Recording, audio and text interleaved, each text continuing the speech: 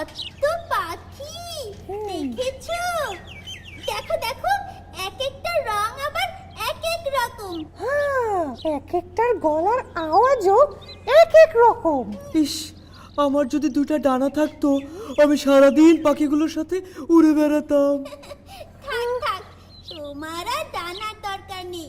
চারটা পা নিয়েই তুমি সারা দুনিয়া ছুটে বেড়াও। ডানা থাকলে তো তোমাকে খুঁজেই পেতাম না। হারিয়ে গেলে আমি একটি বেলুন চোরকে খুঁজতে বেরোতাম। আরে স্বচ্ছ, তুমি চলে এসেছো।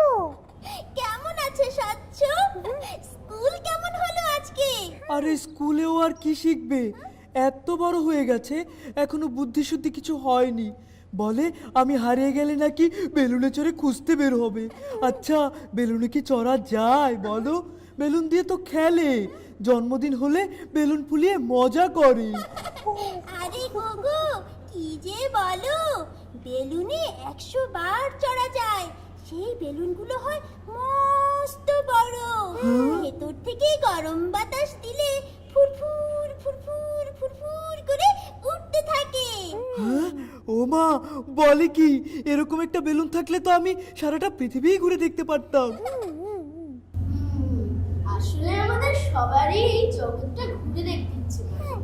তাই তো কাজী নজরুল ইসলাম সংকল্প কবিতাটি লিখেছে। হ্যাঁ, তাই নাকি?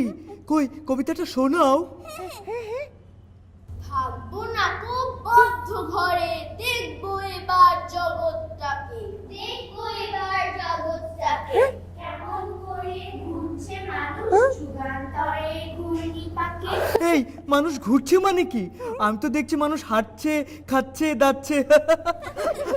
দেখবে শান্তরে ছুটছে তারা কেমন করে, কিসের নেশায় কেমন করে মরছে দেবীর লাখে লাখে, কিসের আশায় করছে তারা বরণ মরণ যন্ত্রণাকে।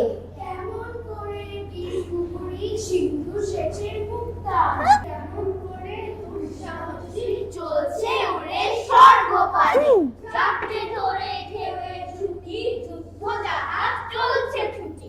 কেমন করে আনছে মালিক বোঝাই করে সিন্ধু জানে, কেমন করে টানলে সাগর উঠলে ওঠে জোয়ার বানে, কেমন করে মধ্যে কাঁথায় লক্ষ্মী ওঠে পাতাল ঘুরে, কিসের অভিযানে মানুষ চলছে হিমালয়ের চূড়ে।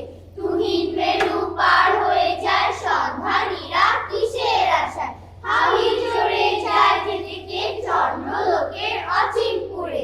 শুনবো আমি ইঙ্গিত কোন মঙ্গল হতে আসছে উড়ে, রইব না কো বদ্ধ খাঁচায়, দেখবো এসব ভুবন ঘুরে। আকাশ বাতাস চন্দ্র তারায় সাগর জলে পাহাড় ছুঁড়ে, আমার সীমার বাঁধন টুটে 10 দিকেতে পড়বো টুটে। পাতাল ফেরে নামবো নিচে, উঠবো আবার আকাশ ঘুরে। বিশ্ব জগৎ দেখবো আমি আপন হাতের মুঠোয় পুরে, বিশ্ব জগৎ দেখবো আমি আপন হাতের মুঠোয় পুরে, বিশ্ব জগৎ দেখবো আমি আপন হাতের মুঠোয় পুরে। বিশ্ব জগৎ দেখবো আমি আপন হাতের মুঠোয় পড়ে। কিন্তু মালা, বিশ্বজগৎটা তো তোমার হাতের মুঠোয় আটবে না মনে হয়। পাপ্পুর হাতটা তো একটু বড়, ওটা ওর হাতেই দাও। বউ।